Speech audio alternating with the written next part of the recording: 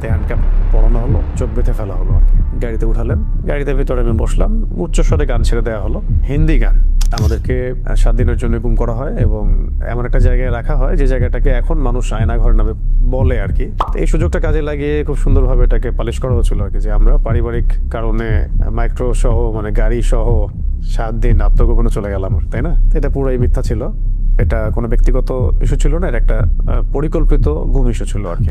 মনে হলো যে maybe this is the end of my life, my journey, my mission. তা আমার মনে আছে যে আমি কালিমা শাহাদা পড়লাম।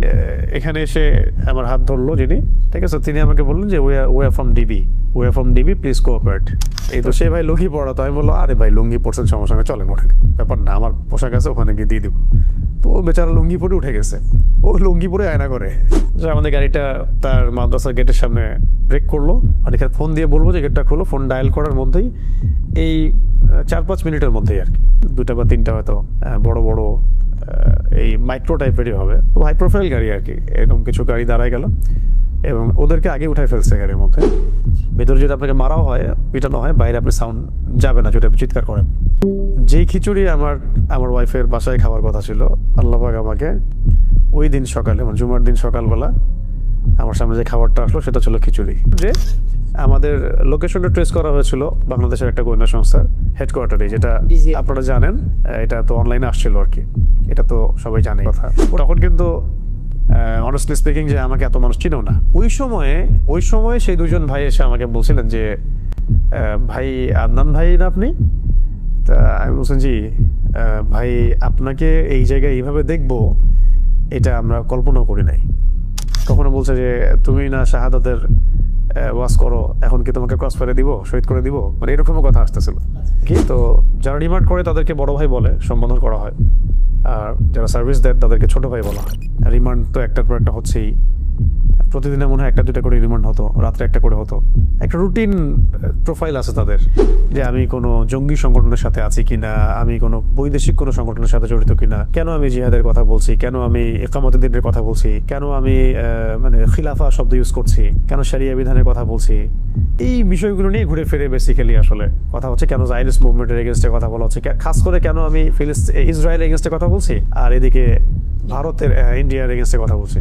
আমার কাছে মনে হয় ওই 7 দিন আমি যেভাবে আল্লাহকে ফিল করেছি, এটা আমি মনে হয় আমি আমার জীবনে আর কখনো করি নাই।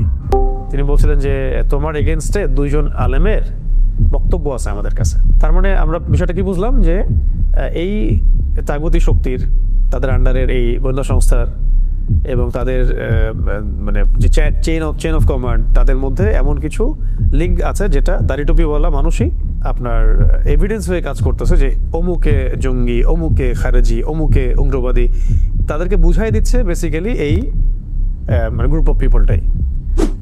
সারা দেশের মধ্যে অগণিত দিনী ভাই রাস্তায় নামলেন, মানববন্ধন করলেন, প্রোটেস্ট করলেন, ফেসবুকে লেখালেখি করলেন, সামাজিক যোগাযোগ মাধ্যমে লেখালেখি করলেন। দেশ তো ছিলই, দেশের বাইরেও অনেক অ্যাক্টিভিস্টরাও এটার সাথে যুক্ত ছিল।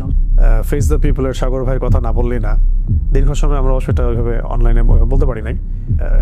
তার ভূমিকা এখানে অনেক বেশি আছে। তিনি যে মিডিয়াতে এটাকে উপস্থাপন করেছিলেন, আমার স্ত্রী সেখানে কথা বলেছিলেন, তখন তো এমন একটা অবস্থা ছিল যে অনেক পরিচিত আলেমও আমাদের সাথে সম্পর্ক ছিন্ন করছে বা চিনি না এরকম বলছে। নাম বললে আপনার অবাক হয়ে যাবে যে কোন আলেম এগুলো বলছে, কেন বলতে চাচ্ছি না এগুলো। যাতে তোমাকে আমরা এখন কি করবো, ক্রস ফায়ার দিব নাকি তোমাকে ছেড়ে দিব, ছাড়লে কোথায় জানবো, কি করবো তুমি বলো। তো আমি বললাম ঠিক আছে, আমি একটা প্ল্যান করার চেষ্টা করতেছি, বের হওয়ার কোনো রাস্তা স্পিড বিডি করে যে তোমার ব্যাপারে ফেস দ্য পিপলের এত আগ্রহ কেন, তোমার ব্যাপারে সংসদে কথা হচ্ছে কেন, একদিন আসে এটা বলে চলে যায়, আবার একটা রিমান্ডে এসে বলে হ্যাঁ তোমাকে নিয়ে জাতিসংঘে কথা হচ্ছে কেন, আবার আসে তোমাকে নিয়ে এত মানববন্ধন কেন। এই কথাগুলো আমরা দাওয়াতের মেজাজে বলেছি, কোনো পলিটিক্যাল পার্টি বিলং করে বলিনি কখনো, আর আমরা কখনো কোনো পলিটিক্যাল পার্টিতে যোগ দিইনি কখনো, এখনো দেই নেই, বা আমাদের রেপুটেশনে এগুলো নাই।